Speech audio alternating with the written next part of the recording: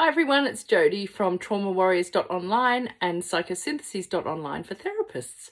So because it's Easter, I thought I would surprise you with a spiritual practice around the element of surprise. So this is adapted from Melanie Svoboda, and she has a book called Everyday Epiphanies, and it's called Easter Surprises.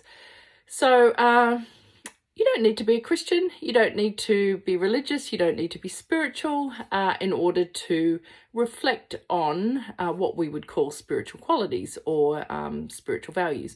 So I tend to be curious about all different sorts of religions and spiritualities, and really curious about their myths, their stories, their practices, and ways that I can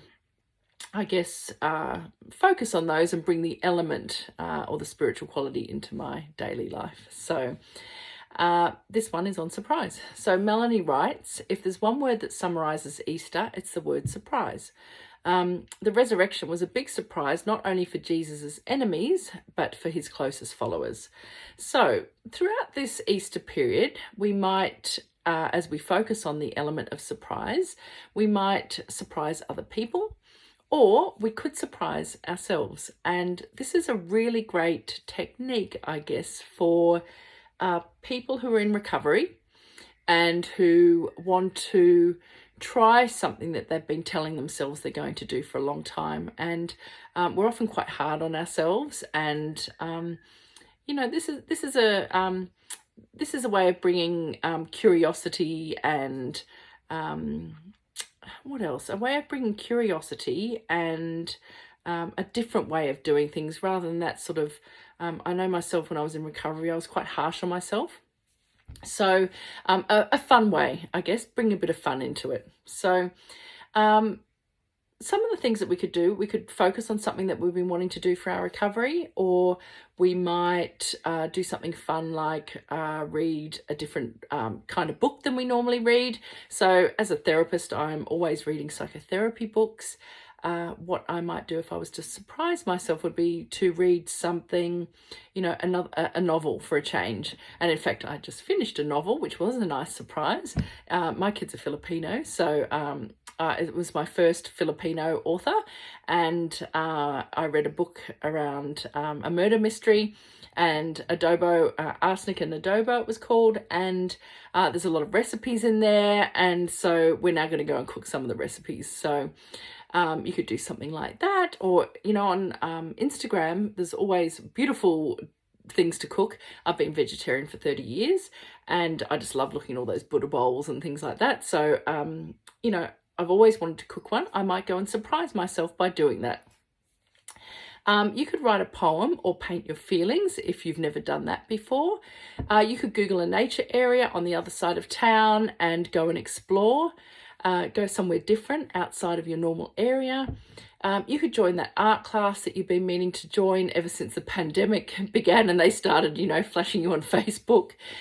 You could play a card game if that's not something you normally do. Go dancing. I wrote a blog, 5 different types of dance for trauma healing. So I'm going to put that in the comments so that you can perhaps go and have a look at those. And there's some videos on there too, so you don't even have to leave your own house if you don't want to. Although it's a nice surprise. It's stopped raining in Sydney since September. So we won't be doing anything indoors this weekend, that's for sure. It'll all be outdoors, just in case it comes back again next week. You might visit an art gallery. So last weekend I went to Canberra and I visited the Van Gogh Alive exhibition, which is the new art exhibitions where they project all the paintings onto the wall and they tell a story. It was absolutely beautiful, but it was a nice surprise to learn about his history. I had no idea. I'm not going to ruin it for you, but it was quite traumatic, but as a therapist I found that quite intriguing. Or perhaps plant some seeds or a garden. That's a double surprise because, of course, once they start to pop up, surprise. So lots of things we can do. So why would we bother surprise ourselves? For what? It's one way to get us out of a rut. Yeah, and if you will, Melanie says that it gets us out of our tombs, out of our box. It stops us from feeling trapped. It gets us out of our usual way of doing things. So surprising ourselves is one way for us to grow, to be enlivened, and to stretch beyond where we currently are. What an Easter kind of thing to do. Okay, so try one of these options, or find your own surprise someone else. And if you're a therapist, how might you bring the element of surprise into your therapy practice this week, either for yourself or with clients? Yeah, I'd love to hear. So if you're going to surprise yourself with something this weekend or this coming week, stick it in the comments so we can all have a look, or perhaps come back after you've done it and let us know how it went. And I hope that's useful. All right.